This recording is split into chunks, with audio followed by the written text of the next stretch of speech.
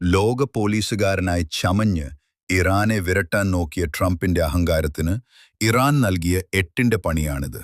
നൂറുകണക്കിന് കപ്പലുകൾ യാതൊരു തടസ്സവുമില്ലാതെ ഫ്രീ ആയി പോയിക്കൊണ്ടിരുന്ന ഹോർമുസ് കടലിടുക്ക് ഇറാൻ പൂട്ടിയതോടെ അമേരിക്കൻ സിംഹം ശരിക്കും വിയർത്തു. ഒടുവിൽ ഇറാന്റെ കനിവിൽ വെറും 10 കപ്പലുകൾക്ക് മാത്രം കടന്നുപോകാൻ അനുവാദം കിട്ടിയപ്പോൾ തനിക്ക് ലോകത്തിലെ ഏറ്റവും വലിയ സമ്മാനം കിട്ടിയെന്ന മട്ടിലാണ് ട്രംപിന്റെ ആവേശം. പടക്കളത്തിൽ മിസൈലുകളും ഡ്രോണുകളും ഇപ്പോഴും തീമഴ പെയ്ച്ച് യുദ്ധം കടുപ്പമായി തുടരുമ്പോഴാണ് വെറും 10 കപ്പലിന്റെ ഔദാര്യത്തിൽ സമാധാനത്തിന്റെ വെള്ളരിപ്രാവായി ചമഞ്ഞ് ട്രംപ് നോബൽ സമ്മാനം സ്വപ്നം കാണുന്നത്.